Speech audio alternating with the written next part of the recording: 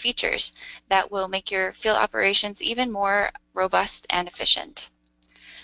So some of the major features included in this release are scanning into drill down hierarchies, printing with Bluetooth and Wi-Fi printers with Print Hand, Lightning compatibility, and then I'll also mention a few miscellaneous improvements that we've made. So today, many TaroWorks customers already scan barcodes and QR codes into their forms to reference clients or inventory or vouchers, etc., allowing the mobile user to leverage more accurate information more quickly. But now, with TaroWorks 4.6, you can scan to select records from a dynamic list from Salesforce, which provides instant validation of that scan for a relevant job. So, for example, I could bring up a list of sales orders that need to leave my warehouse today. Once I've selected the sales order I want to work with, I could look at the list of line items in that order that I need to pack into a delivery for shipment. So to confirm that I have the correct products to pack, I can scan each one of those products, the barcode on the physical item, against the list. And as the barcode is validated against the product IDs in the order, the product's name could be checked off my list. When I'm done scanning, then those line items can be pulled into the form so that I could then enter the quantities that I've packed. If I've accidentally selected or picked a product that wasn't on the order at all, then I would get an error message. So if any of you saw our teaser video leading up to this webinar, there was a similar example to that in that video. So the benefits of being able to scan into a drill down hierarchy are twofold. One, it provides instant validation that that value that's scanned does indeed exist in Salesforce. And two, the validation can be done against a dynamic list of records in Salesforce, depending on the job that you're doing. So instead of just validating against all of the sales orders in your system, you can use other features to only limit that list to show just these sales orders that need to be shipped today. Or if you give loans to farmers, only show the farmers that are in good standing with their loan. So this is extremely powerful for seamlessly integrating your remote and mobile users into your organization's processes using TaroWorks jobs. So we're going to see this scanning in action in just a moment.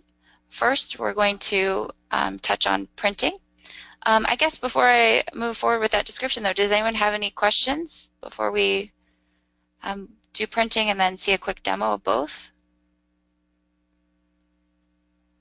I'll ask for questions again after we actually see the feature in action. So before, okay. So before TaroWorks 4.6, you actually could print. You could print form responses with a BayWo device, which is an Android device that has a built-in printer, thermal printer. Now you can print with a multitude of printers, as TaroWorks is compatible with an app called Print Hand.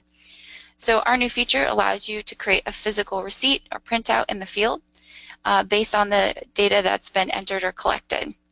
So you can use a Bluetooth printer or a Wi-Fi printer of your choice. So this is really important and can be vital to your operations when you need to leave your clients with a summary of your interaction offline. So this could be a printed record of a sale, it could be a reminder of your next scheduled visit, or a printout that includes some unique identifier you've generated offline for use in your operational processes. You can find a full list of the compatible devices available on the Print Hand website. This is a paid app, but they do provide volume discounts and an additional 10% discounts for nonprofits. So without further ado, let's take a look at a couple of these features in action with an attendance scenario as an Aquacomb mobile user. So to give you a little background, if this is your first TaroWorks webinar, we typically give our demonstrations in the context of our make-believe customer Aquacomb. And Aquacomb builds wells and they sell water filters, and then they monitor the health progress of the communities that are using those. So today I am an Aquacomb mobile user. And at Aquacomb, we have some standard training modules that we deliver in our communities. So a few of the members were missing at my last training and asked that I come and meet with them for the few that weren't able to join. So after the training, I want to record their attendance and schedule a follow-up meeting with everyone to make sure they're applying that information that was learned. So this is the homepage of the TaroWorks app. I'm going to go ahead and start down this training job in order to be able to record attendance and schedule a follow-up. So this is what we call a drill-down hierarchy. These are menus of dynamic data out of Salesforce. It's first asking me to choose a lesson that I did the training on. So I did a training in the well maintenance module on filter usage. So I'm going to select those. And now it's going to ask me which well site members did I give the training to. So I'm in the Amber City East region today, and I did a makeup training at Amber City East well site 10. So I'm going to select that well site. Now, this job has been configured for scanning. As you can see in the upper right-hand corner, you can see this new icon that looks like a barcode. And if I wanted to be able to scan values into this level of the drill-down hierarchy, instead of manually selecting them, I could just click that icon. So at Aquacomb, we have distributed ID cards to all of the well site members that are in our program. These ID cards have a bit of information about the member and also a QR code that represents their member ID. So when I click to scan, the first well site member I had trained was Phyllis, and so they could all just be lined up in a row with their ID cards out and ready, and I could just continue to scan the members that I have worked with today. As you can see, once the QR code is validated, then the member's record is selected in this level of the drill down hierarchy. In this example, there's only a few. This is test data, but if you can imagine having hundreds of records to choose from, being able to scan a barcode to do those selections would be very, very useful, important, and faster for the mobile user, and more accurate.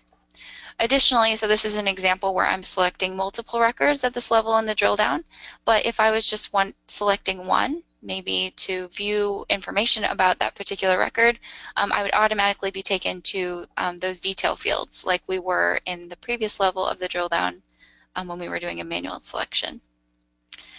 So now I have scanned the ID cards of all the well site members that I gave a training to. I'm going to enter the form. I have the option of entering some session notes about what was covered. I'm going to go ahead and give Eve and Phyllis and Sarah credit for being here today. And then we might discuss when we're going to get together next to make sure that they feel comfortable with the content that was covered. So I'm going to schedule a follow-up with them. The purpose of that follow-up, as a reminder to myself and to the group, is to check on their filter usage to make sure that they're following the best practices. Let's say I'm going to come back tomorrow at 9:00 a.m.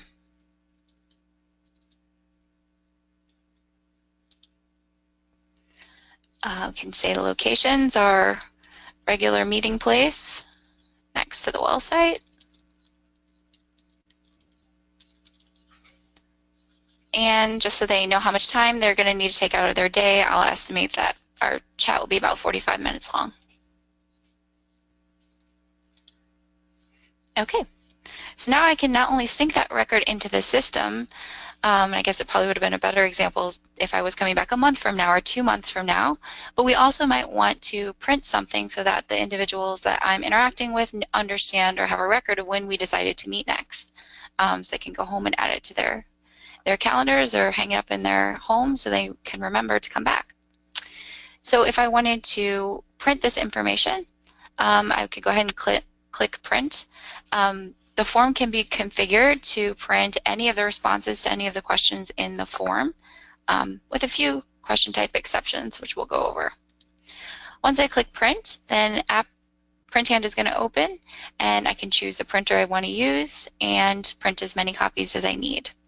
So the preview is a little bit blurry with the screen sharing, but this is an image of what those printouts could look like.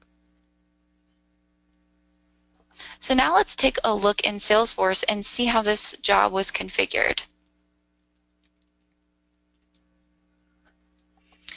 This is my training attendance survey, and actually there were no UI changes as far as what you're setting up to print in the back end. You would need to have printing enabled for your org, but then you can go to any of the questions and select them to be printed. So if I open up any of the questions in my form, there's a little checkmark box at the bottom that says print answer on mobile. So whatever response is entered by the user will appear on the receipt.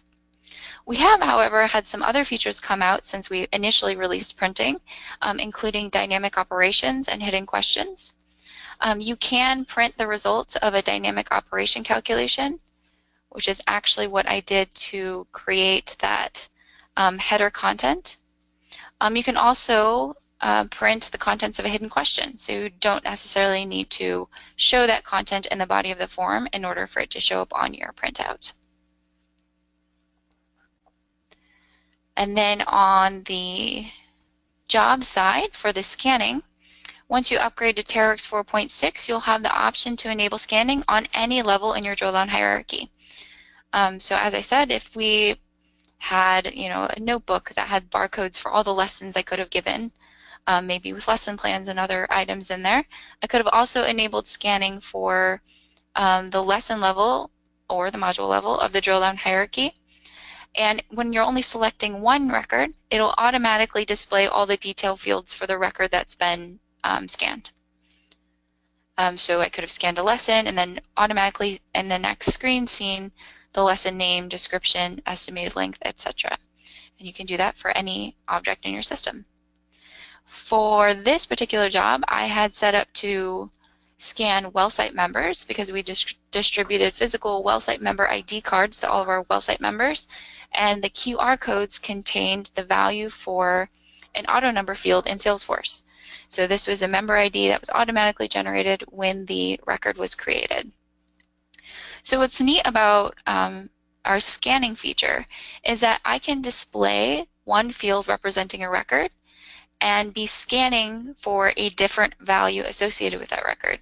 So if you remember on the mobile side, if I can go back here, the list that we were looking at in our drill down hierarchy was actually a list of names. So names of the, apologies, start from the beginning, and names of the well site members. So we saw Eve and Sarah and Phyllis's names here. But the actual value that's coded into the QR code is their well site member ID. So it's an automatically generated number guaranteed to be unique. And that is actually what TaroWorks is looking for and the value that's being scanned.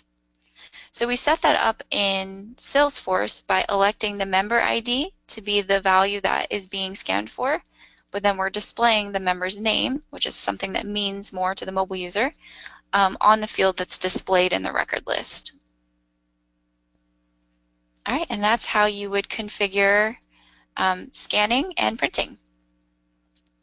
Are there any questions on either of those features?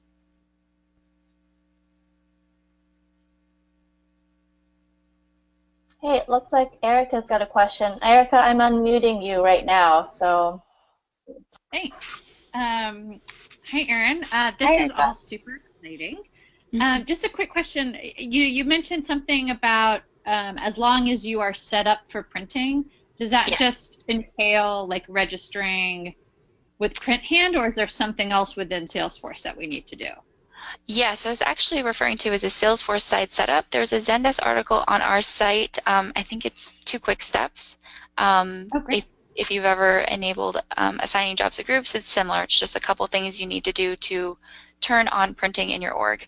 Essentially, for customers that aren't using printing, we don't want them to have to see that checkmark box on every question if they're not going to be using it. So I'd be happy to point you to that article or shoot you an email with that article after the session. You can also search on our Zendesk site for printing, and it should come up as the very first step. Thanks. No problem. And then additional setup on the mobile side is you'll just need to configure Print Hand with whatever printer you're going to be using. So it'd start off by making sure it's a supported printer on their website, but I'd actually done the demo just with a Wi-Fi printer, and it took under a minute to set up. It was connected to the same network. It discovered it. I selected the printer. It downloaded the necessary driver, and I was off and running. So I had a really good experience with it thus far, and we have with the printers we've tested.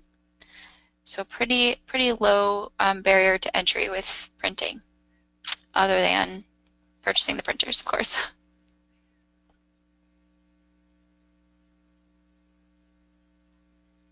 Any other questions on either of those?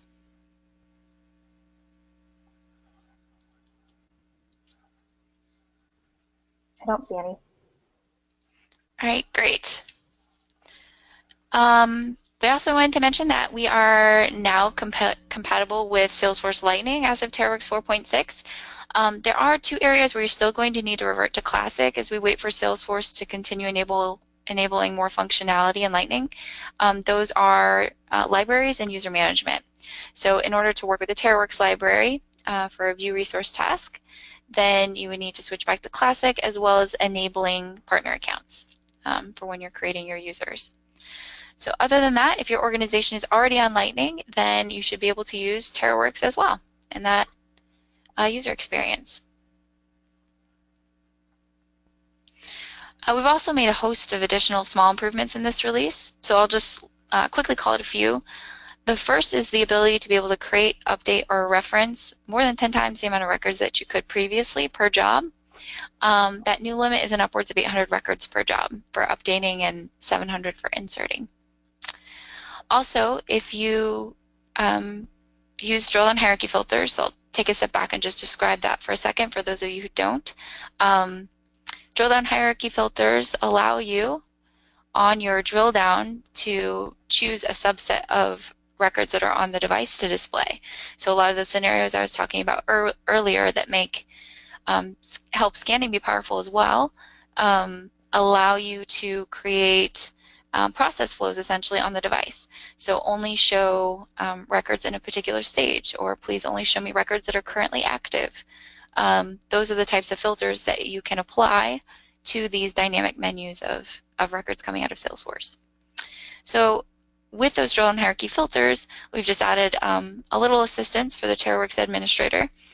If you've set up filters such that you've filtered out all the records that would be remaining, and so the mobile user is not going to be able to proceed, we'll now provide a warning to prevent you from doing that. And then finally, you can now map your text form questions to Salesforce currency fields. So this is helpful when you have you're dealing with really large currencies greater than 9 digits, because otherwise you could have used a number question. All right, so any questions on either of those, Lightning or some of these other improvements?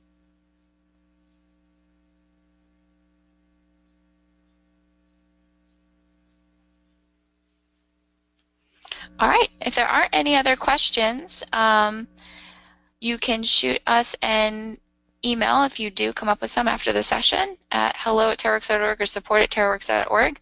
That is the website for our support site that I referenced with Erica's question. If you wanted to go learn more about printing, scanning, or any of the other features that have come out in our release. Just a friendly public service announcement about upgrading for those of you on the call that are already existing TaroWorks customers. Please don't forget you need to go through the steps for the upgrade article for every major release. So if you're currently on TaroWorks 4.5, then you only need to do the steps to upgrade to 4.6. But if you're on earlier major versions, you need to do those steps as well. Also, don't forget to map your security profiles when you're actually doing the step of installation. It's a commonly missed step and one that you don't want to have to do manually. So be sure to follow the instructions carefully. Also, if you've never done an upgrade before, feel free to reach out to us as well, and we can help you through it for your first time. Erin, we have, oops, sorry. Sorry, go ahead. Erin, I was just going to say that we have another question from Shannon Smith, also from Soil Haiti. So Shannon, I'm unmuting you now. Great. Hi. Hi, Thanks for Shannon. this great webinar. This is really exciting to hear about. I just had a question about the drill down hierarchies Mm-hmm. and what would be the easiest way if you have a field agent who is, say, collecting payments from everyone who is marked in Salesforce as owing money in the system. Mm-hmm. What is the easiest way that they would continually only see the people who owe? So the people that they do Sure. collect money from throughout the day would then disappear from their list. Would they just have to continually sync with Salesforce? Unfortunately, those dynamic record lists are as a result of the data in Salesforce. So any updates would need to be written to Salesforce in order for it to be removed from that list. Another place to reference like what's been done before syncing is you can see in your jobs that have been marked complete which payments you've collected and which ones you haven't, or which records you've worked with and created a job for already today. So that might help. We are, as one of our top priority features, working on the ability to make the way you're working with that data more interactive locally. So if you make changes to a record offline, can the rest of the jobs be aware of that change that you've made, even though it's still sitting on the device and not in Salesforce? So that is something that we're hoping to be able to share in a future release webinar soon. Oh, great. Thanks for the information. That's helpful. Mm-hmm.